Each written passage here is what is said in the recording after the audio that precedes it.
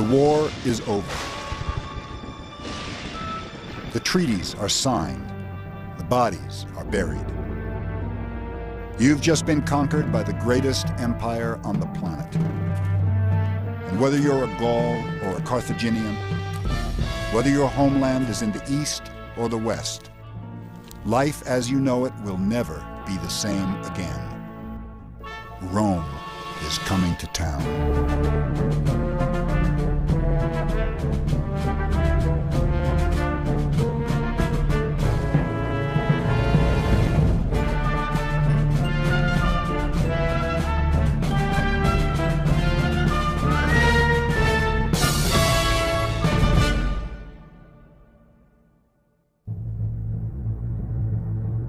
Rome conquered with the brute force of her military machine, sweeping entire peoples into her empire.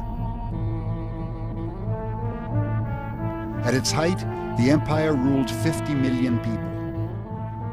Greeks, Etruscans, Gauls, Egyptians, and countless others came together as a single civilization. But no one became Roman overnight.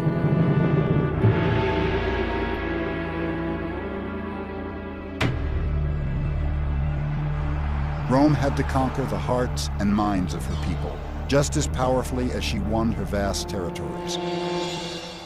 But this conquest was a psychological one, and no effort was spared to win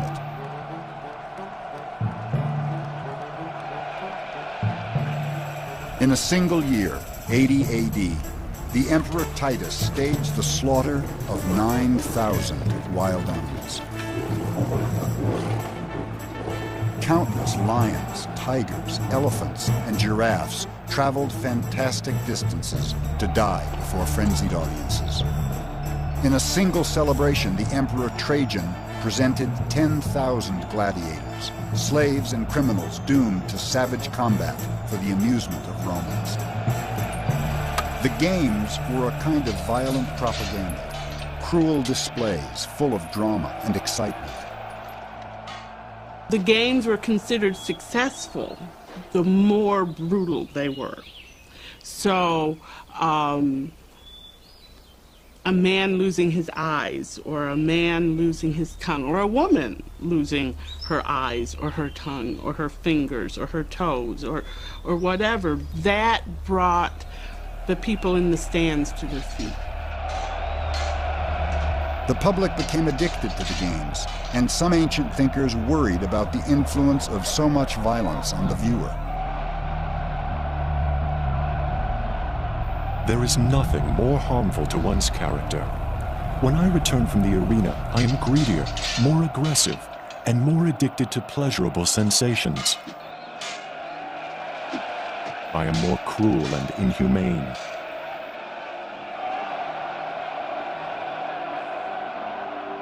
But the games were far more than just violent entertainments to thrill the masses. They were also the very essence of Romanness, decanted for all the empire to drink. I doubt if any emperor sat down and said, let's have some games for good advertising. I don't think they did that, but I think that it worked to that end, in that this showed what we could do. After all, you can't watch a battle. You couldn't watch those Roman troops going off to war because that was a long way away, and there was no television and there were no newspapers to tell you about that. But as much as anything, you could see the construction of the Colosseum and you could see people filling it up, and that would tell you, hey, that's our empire. That's what we're capable of. From Roman Africa to Britannia to the mysterious East, the message of the Roman arena was the same. Rome was the all-powerful conqueror of all she surveyed. Far-flung lands, exotic beasts, criminals, barbarians, slaves, Christians, all would perish at her command. But the games were just one of the ways Rome successfully seduced, cajoled, and coerced her many subjects. So vast an empire had to find ways to unify its diverse population. Everyone had to know what it meant to be Roman. Rome had a genius for assimilating different peoples into her empire, a skill dating back to her modest beginnings. Once, Rome was just an insignificant village with little influence on the world. 350 BC. Rome had existed as an independent power for more than a century. Her influence was spreading slowly but steadily into the lands surrounding the city. Rome's immediate neighbors, the Etruscans, Samnites, Latins, and others, were the first peoples absorbed into the young empire. Rome is quite extraordinary in that when it conquered Italy, instead of enslaving Italy, it made the people whom it first conquered its allies. It gave them citizenship. So Rome was the only case in the ancient world in which its citizen body expanded and brought more and more of its subjects. What's extraordinary about the people that come into the empire is the extent and the rapidity with which they adopt Roman customs, Roman law codes, Latin as a language. And indeed that becomes the basis of Western civilization for the next 1,000 years. It didn't hurt that Roman culture had so much to offer. Rome was a republic. Citizens had the right to vote and were protected by a sturdy legal system. Rome's military provided order and protection from invaders. And Rome's economy was thriving thanks to the spoils of war and the riches of nature. One of the secrets to Rome's early success was her very favorable location. Blessed by a gentle climate and a long growing season, Roman territory included some of the most fertile farmland in all of Europe. The Tuscany countryside basks in sunshine 2,400 hours a year, the most of any European region. In the 3rd century BC, most of the land was devoted to growing corn or grain, also wheat, barley, and a coarse cereal called all. Corn is the staple diet of the vast majority of the Roman population, something like 70 to 80% of the diet. It's the equivalent of a third world country now. You ate a lot of porridge in ancient Rome, most people did, and very little else, only meat very occasionally. A family might have grown a few vegetables, rosemary and other herbs for flavoring and medicine. If they were lucky, maybe some apples or grapes. My farm is almost 10 acres, just 15 miles southeast of Rome. I have 1 mule and just a few sheep. This land came from my wife's family, and we work it with my brother and his sons. We grow mostly wheat and some vegetables for ourselves. Several springs past, I planted this small vineyard. This year, for the first time, we hope to make enough wine to sell. If we're successful, we'll plant more next year. If it fails, I won't be able to pay our debts.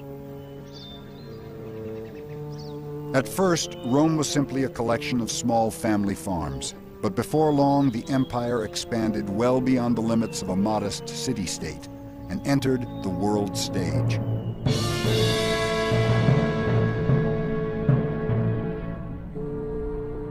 In 146 BC, when Rome finally conquered her first great enemy, Carthage in North Africa, her destiny changed dramatically. Suddenly a world power, Rome commanded not only Italy, but most of the Mediterranean world.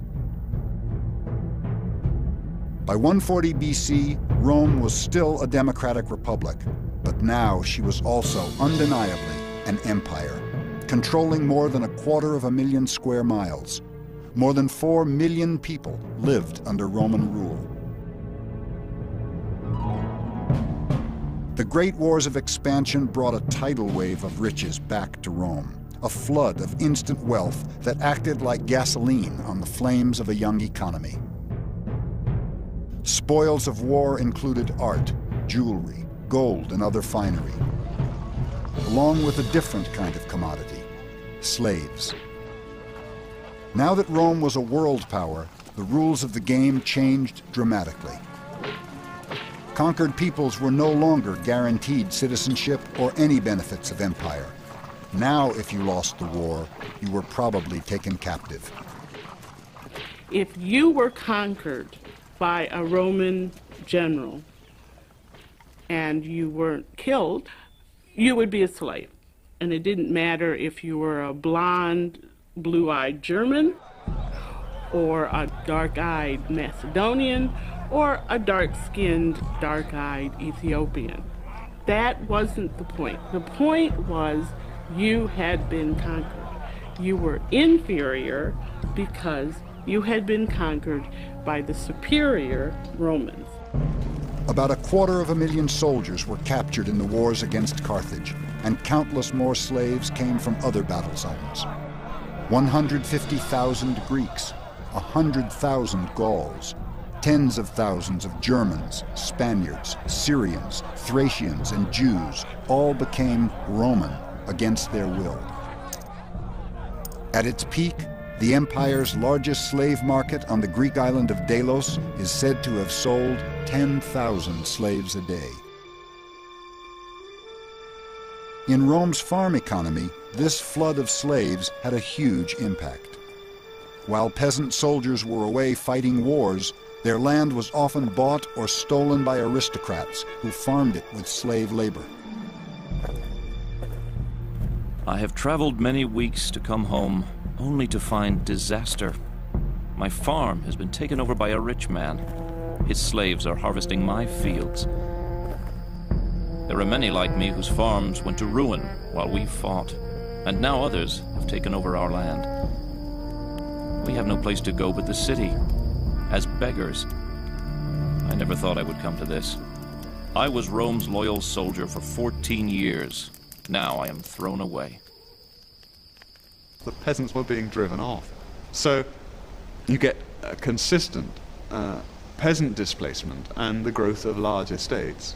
All right? The large estates which tended to use slave labor, which was itself being generated to some extent by the successful warfare that was going on. So you have a vicious circle in which the peasants were fighting for their own displacement.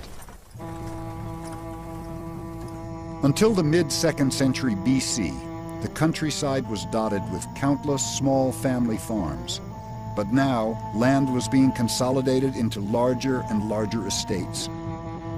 Owned by wealthy absentee landlords, these huge farms boasted hundreds, even thousands of slaves each. Family farms simply couldn't compete, and refugees by the thousand poured into cities in the desperate hope they'd find some way to make a living. I'm lucky to have found some work. Many in Rome must beg for their meals. Still, wool processing is brutally hard and hot. We leave a stone basin out on the street to collect urine. We mix it with fuller's clay and boil it to size and clean the wool. Rough cloth comes in every day by an endless parade of wagons, and it goes out as finished and dyed fabric, the very highest quality. This wool will be made into the togas of senators. As Rome grew, so too did the gap between rich and poor, a cruel inequity that would haunt the empire to its very end.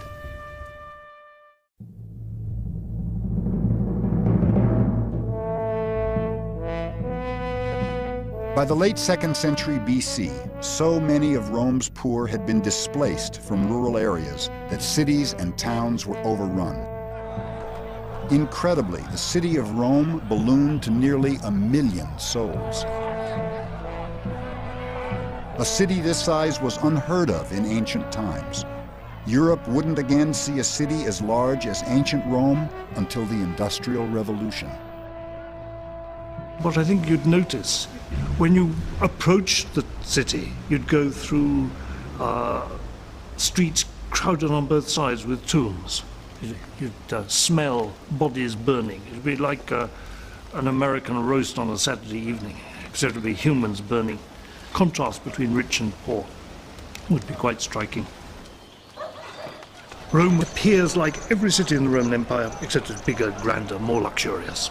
Everyone from all over the Mediterranean came pouring in, slaves from the east, Greeks wanting to make a fortune. It was a place where you could make money. It was like New York is to America or to Europeans, a dream place. People weren't the only thing that poured into Rome. The center of the known world was also the greatest importer of everything on the planet. Everything is shipped to you, from every land and from every sea. You can see so many cargoes from India or from Arabia that you might think the trees in those countries had been left permanently bare. Egypt, Sicily, and Libya are your farms. The arrival and departure of ships never cease, and consequently, it is quite amazing that there is enough room in the sea, much less in the harbor, for the ships. Aelius Aristides. If you were rich enough to enjoy it, Rome was indeed Rome, the grand and glorious marketplace of the world.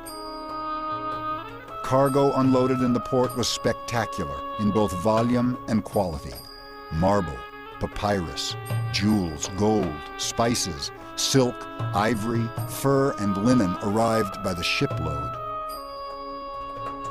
Romans were voracious consumers of wine, oil, and wheat, and wealthy connoisseurs of the finest luxury goods their empire had to offer.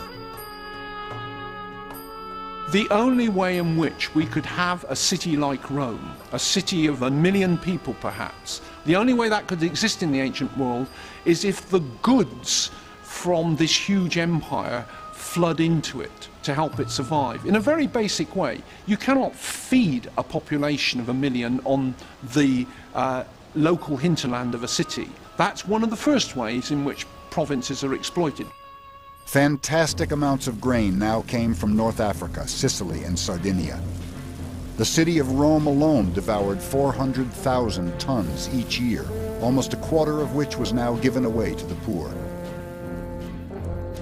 The army needed another 150,000 tons to stay on its feet.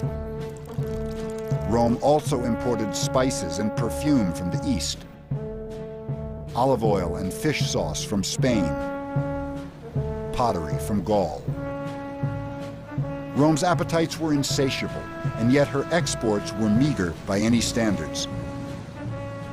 A great many ships entered port full and left empty. But for all the riches she consumed, the huge city did trade something of great worth. What Rome exported to her colonies and provinces above all was Romanness. The army spread a unifying language, Latin, throughout the empire, as well as a single currency, something European countries are attempting again today. But Rome's influence went much deeper still. It's hard to imagine what thoughts went through the minds of the recently conquered when their new colonizers set about building a Roman town. Surely they knew they were conquered when they saw their humble village transformed into a majestic city of marble and stone. What's remarkable about the Roman Empire is that wherever you went, you found a Roman town. All towns were remarkably alike. So basically what the Romans succeeded in doing is spreading images of Rome all over the empire. In fact, it's not unreasonable to credit the Roman Empire with inventing the city as we know it, along with state-of-the-art technology, architecture, and building techniques. But it was sometime in the 2nd century BC that Roman builders discovered something truly momentous about what happens when you add volcanic ash to lime. When they first explained to me that we would use this ash to make a bridge, I didn't understand. It's hard to believe until you see it, but when we mix it with water, limestone, and gravel, it'll turn into stone, harder than you can believe. It's a fantastic thing. You can make a wall as hard as any stone. They called it cimentum, the first true concrete. It's the key reason why so much of what Rome built still survives today.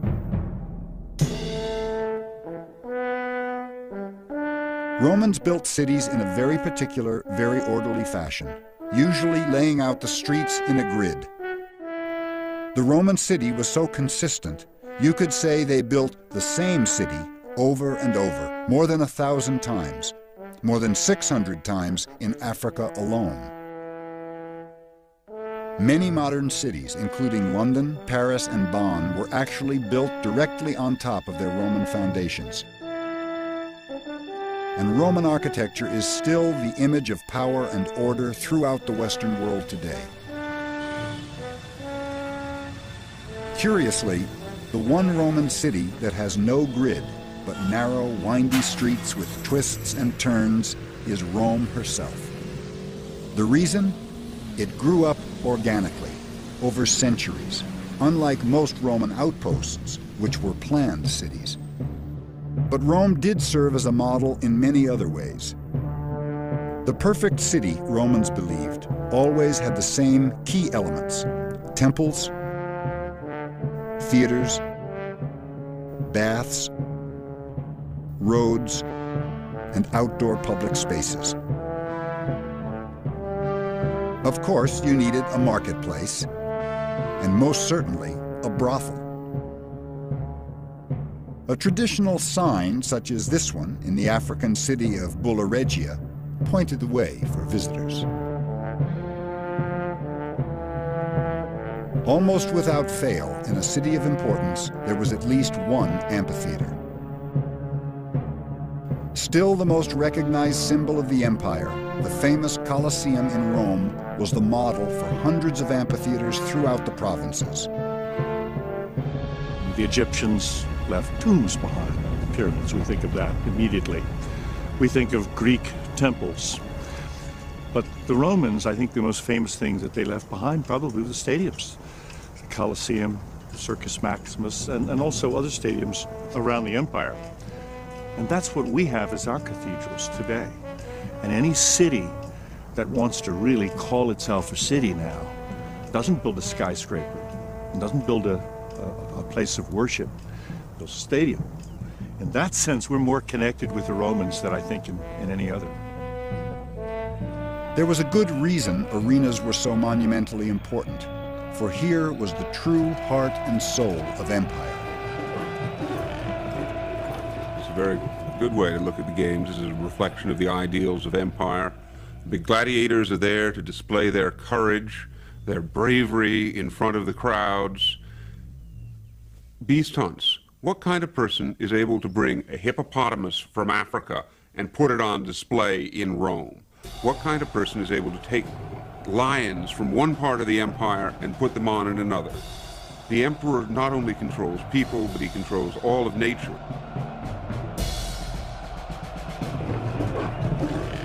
A typical day at the arena began with a beast hunt in the morning. Lions, tigers, bears, the more exotic the better, were pitted against men specially trained for the job.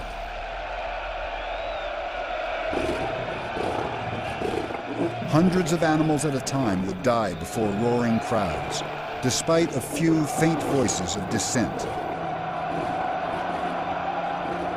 What pleasure can a civilized mind find when a magnificent animal is stabbed again and again with a hunting spear?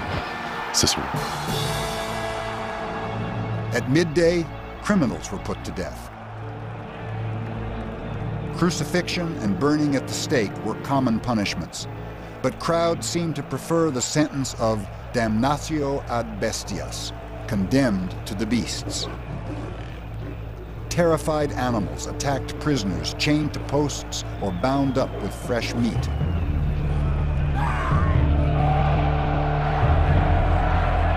Finally, afternoon to sunset brought the day's main event, the gladiators. It's very difficult for people who admire the Romans and the glory of Rome and all that to come to terms with the fact that Romans were prepared to sit round and watch people kill each other. The explanation, I think, is that even the poorest Roman citizen got some sense of a lift out of feeling, well, at least I'm not like that. It was a way of expressing the other. of getting a feeling that there is a world out there that is different from civilization.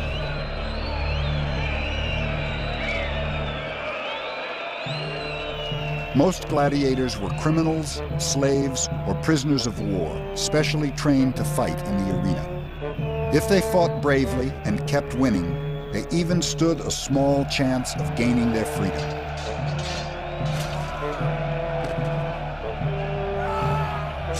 Not quite as many died in these combats as Hollywood supposed, but there was always a pile of corpses to be hauled away at day's end. The stench of death was so overpowering in the arenas that specially installed sprinkler systems sprayed perfume into the audience. In time, the foul odor of Roman decadence would grow harder to disguise.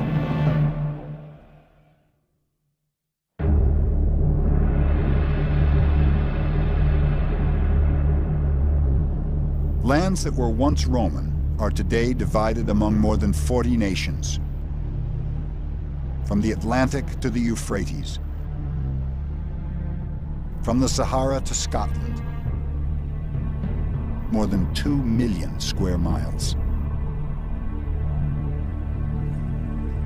Romans built a stunning network, 53,000 miles of paved roads connecting the empire. Roman roads put end to end would have circled the earth twice. And they were so well built, many survive to this day with the original paving stones. Like the American interstate system, Roman roads made it possible to defend a huge territory. The endless byways also accommodated tax collectors, traders, and messengers as they traveled from exotic Egypt all the way to the hostile Scottish Moors. A fast courier could travel nearly 200 miles in a day. The army could reach anywhere in the empire in a matter of weeks. The march from Rome to Spain was said to take just 27 days. The phenomenon of Roman roads explains much about how Rome spread her influence around the world, and even across the centuries to our own time. From the ruts carved into ancient roads by chariot wheels 2,000 years ago, we get the modern railway gauge for American and European trains. Wherever 3 major roads crossed, news was often posted for travelers. The Latin word for such a crossroads was trivia, or trivia, literally a 3-road junction. Roads also carried Roman culture throughout the empire. We think of the spread of Roman culture akin to the spread of blue jeans and McDonald's. I think we're looking at it very much the right way. Why is it now that we have football being played in Europe? Or just look at the way the NBA is able to export itself. Michael Jordan as Virgil. I think there is a certain amount of connection here. That's the best analogy, I think, for the spread of Greco-Roman culture, and people could resent it in just the same way they resent Americanization now. How you felt about the domination of Roman culture probably had everything to do with your lot in life. The majority of Roman subjects were farmers, whose lives may have changed little under Roman rule. The Roman Empire and Romanization, this use of Latin language is the creation of city cultures, straight roads, Roman dress, the toga, and so on, is in fact very superficial. Beneath it, in many societies, remained a local native culture. And when the Roman Empire breaks down, for example in Roman Britain, what very quickly re-emerges is that native culture that has always been there. On the other hand, if you were wealthy and lived in a provincial city like Bulla Regia or Londinium or Trier, you were in a position to enjoy the vast luxuries of empire. Buildings, roads, bridges, commerce, and protection, all courtesy of the conquering Romans, made life in a provincial city quite a bit more comfortable and healthy. Romans enjoyed a technology boom unprecedented in ancient times. Their ingenuity brought the world everything from a two-cylinder pump used for firefighting to sophisticated weaponry, a rotary flour mill, water-powered machinery, pipe organs, padlocks, lightning rods, and even elevators. But of all the wonders Rome brought to the world, to the common man, perhaps the greatest luxury of all was fresh, clean, running water. Spectacular and brilliantly designed Roman aqueducts brought a continuous flow of water out of the mountains and into town. Sophisticated engineering built an ingeniously simple structure, graded ever so gently, so gravity did all the work. Thus, millions of gallons moved hundreds of miles to the spot where they'd be used, all without need of fossil fuel, electric pumps, or human effort. Some ancient cities had 2 to 3 times as much water per person as many cities today. The aqueduct was a feat of engineering so impressive, Romans themselves imagined we might marvel at them long after their builders were gone. Will anyone compare the idol pyramids to these great aqueducts, these indispensable structures? Anonymous. Public baths, fountains, and even the wealthiest homes were provided with clean running water. Sewers channeled waste into rivers or seas, providing a level of sanitation not matched for nearly 2,000 years, and still not met today in some parts of the world. On the whole, the provinces thrived under Roman rule. But if many enjoyed the prosperity of empire, what of those who suffered cruelly to provide it? There was a well-known saying in ancient Rome: "Every slave is an enemy we harbor." Indeed, every master feared his slaves, some with very good reason. By the 1st century AD, the number of slaves had skyrocketed. Now, an astonishing 1 in 3 inhabitants of the Roman Empire was a slave, around 16 million people. Slaves still worked the fields, but now many also toiled in mills, gold and silver mines, and other labor-intensive industries.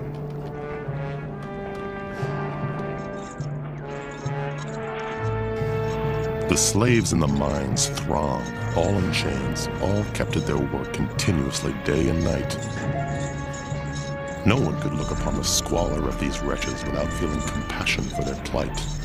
They may be sick, or maimed, or aged, but there is no indulgence.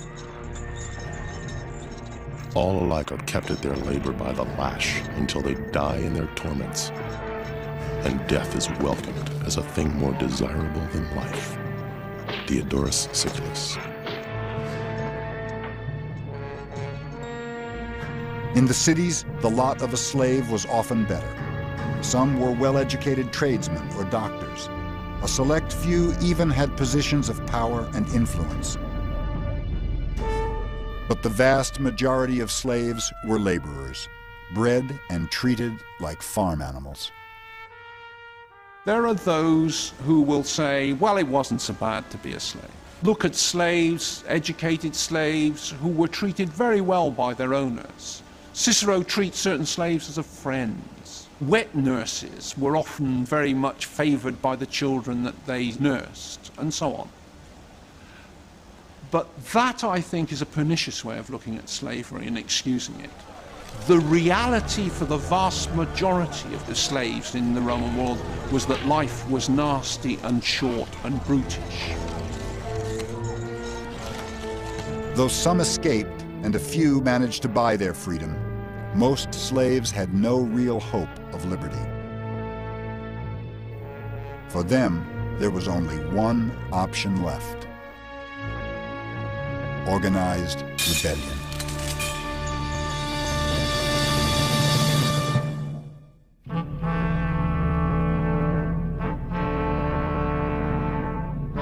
Sicily, 140 BC. The rich island was notorious for its savage treatment of slaves. Over the previous decade, a large number were imported to supply grain to an insatiable empire. Many of the recent arrivals were former soldiers of high rank, unaccustomed to being treated like animals. The Sicilians, having grown very rich and elegant in their manner, bought up large numbers of slaves and immediately branded them. They treated them harshly, worked them too hard, and cared nothing about their food or clothing. Beaten and mistreated almost beyond reason, the slaves could no longer patiently endure. Diodorus Siculus. There were large concentrations of slaves on these farms, and they were very often of the same nationality. One of the pieces of advice that was given by later people to slave owners was to make sure that you mixed the nationalities, that you didn't have this sense of unity. Among the newcomers was a Syrian named Yunus. He was a well-liked man who many believed had magical powers. One day, some slaves came to ask his advice. Was it wrong to kill a master whose cruelty and torture were beyond all endurance? Yunus considered the question carefully. His answer was action. He rallied and armed 400 fellow slaves. Yunus led his rebel army on a rampage of pillage and murder, killing every master they could find. The slaves proclaimed Yunus king, and their revolt caught fire.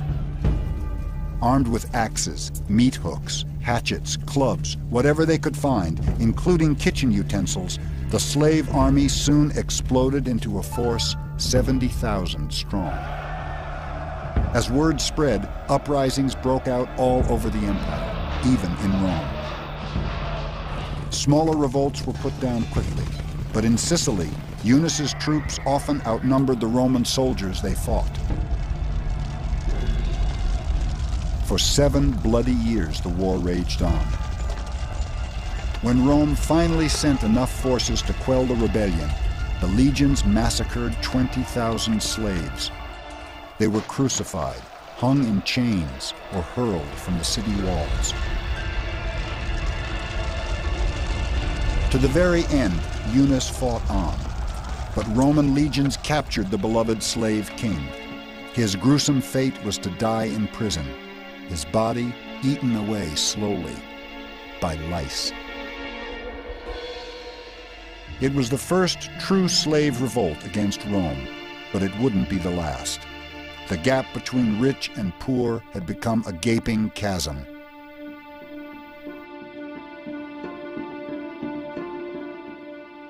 The poorest were wretched, while the top of the heap were as wealthy as the empire herself.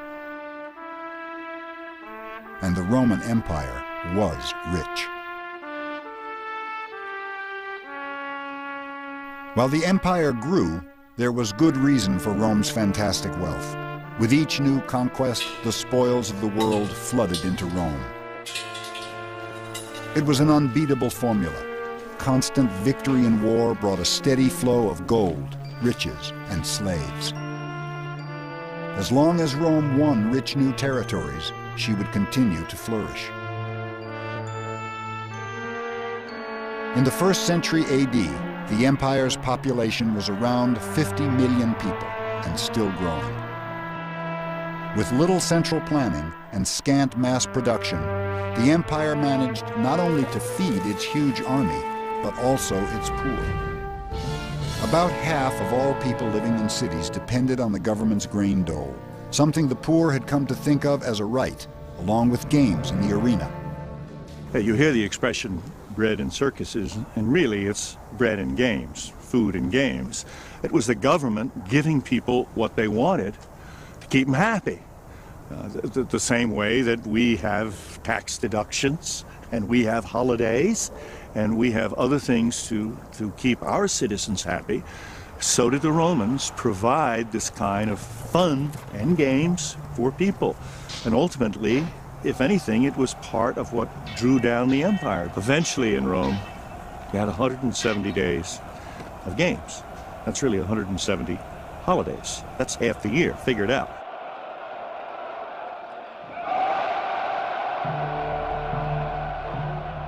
Beginning in 31 BC, the famous Pax Romana was a period of splendid prosperity for the great empire. 2 glorious centuries of peace and order blessed Rome and her colonies. And even now the empire grew, in the 2nd century AD, shifting eastward to add Mesopotamia, Syria, and Arabia. The empire now stretched 3,000 miles from end to distant end. Riches continued to pour in. The population grew. People lived longer lives, and the land yet gave forth its generous bounty. It must have seemed like Rome could go on forever.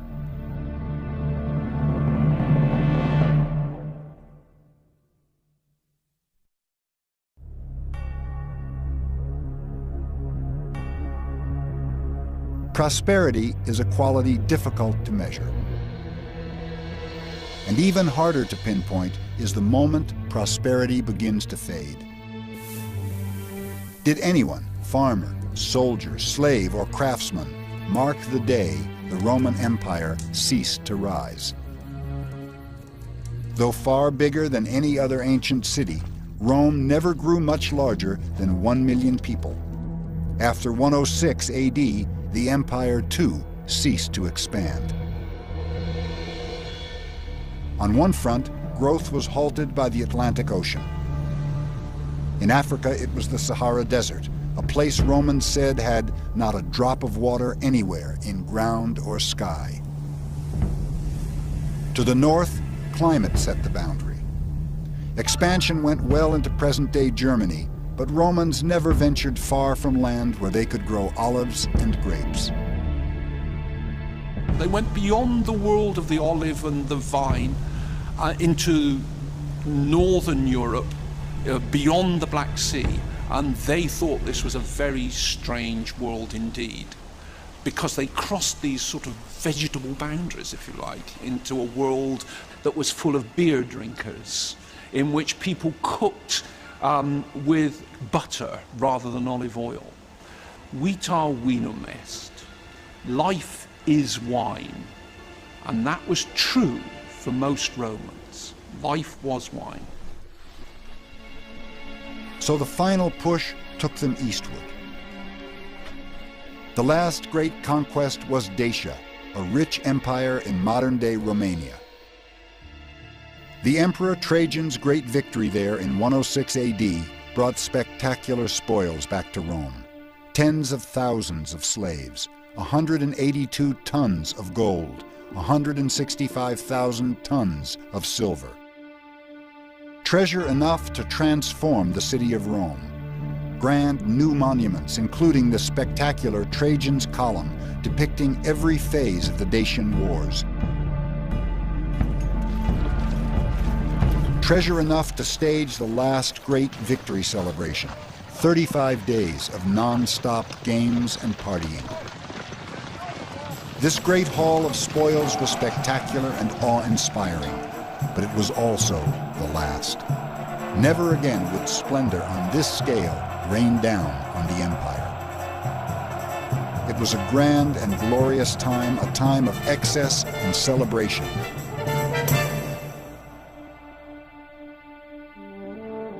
But did anyone notice a few small but significant changes? Prices had been steadily creeping up, especially for 2 crucial expenses, grain and the military. Inflation is rampant. The government is desperately attempting to fund army by printing more money. Gold reserves are down, prices rose daily. You couldn't be sure of the real value of any of the money in your pocket. Meanwhile, in the 2nd century AD, the amount of silver in the coins themselves began to fall. Coins that had once been nearly pure silver eventually contained just 40% of the precious metal. In fact, the mines were running out of silver, and that wasn't the only natural resource running dry. Africa and the East had been so plundered for wild animals to supply the games that some were becoming hard to find. At least one species, the Moroccan elephant, was driven to extinction. There were other small, almost unnoticeable signs of a change in the winds of prosperity. Ancient writers spoke of corruption and greed resulting from Rome's immeasurable wealth. Fortune introduced an excess of wealth, and morals collapsed before prosperity. The spoils of war encouraged extravagance. Public office was stolen through bribery. Trust was shattered, and war was a source of profit for many. Lucan. Romans began to see extremes of wealth and luxury as a vice. But at the same time, a universal hatred for the tax collector made tax evasion something of a sport. Should you wish to abuse a tax collector, you might try saying burden, pack animal, sneak thief, shark, oppressor of the downtrodden, strangler, nail in my coffin, and all the other vile terms you can find. Petronius.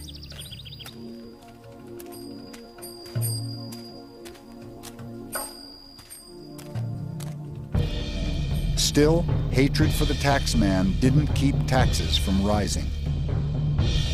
Maintaining the empire was expensive, and now that it was no longer expanding, there were no more spoils of war.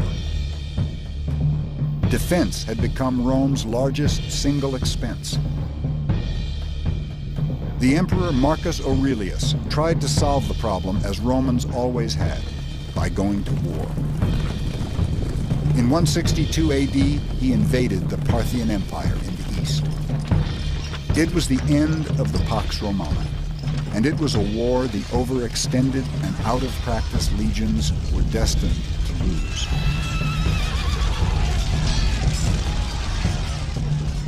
When the soldiers returned to Roman soil, they carried a few treasures and something else. Of all the things Romans had brought home from abroad, this final import was as ironic as it was devastating. We are soldiers of the 15th Legion. We've been at war against the king of Parthia. We took the capital city, but held it only a short time. In retreat, we've had to hide our spoils along the way. Most of the legionaries are sick. Soldiers who were hale and celebrating with us just a few days ago are dead. The towns where we usually stop won't even let us in. They say we're doomed. They say it's the plague. To this day, no one knows exactly what dread disease those soldiers carried home from the east. Probably not the bubonic plague that ravaged Europe centuries later, but something just as horrible. Uncounted thousands died in Rome and other cities across the empire. Such great pestilence devastated all Italy that everywhere estates, fields, and towns were left deserted. Without farmers or inhabitants, they reverted to ruins and woodland. The disease spread like wildfire, hitching a ride with those who traveled the great roads of empire. It is said a quarter of the population died. From the frontiers of the Persians as far as the Rhine and Gaul, the foul touch of plague polluted everything with contagion and death. Ammianus.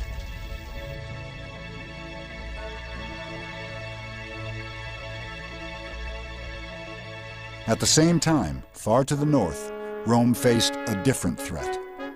Barbarians had been massing along the borders for some time. It's impossible to know if the German tribes perceived the weakness of this moment, some desperate change in Rome's luck in the throes of the plague.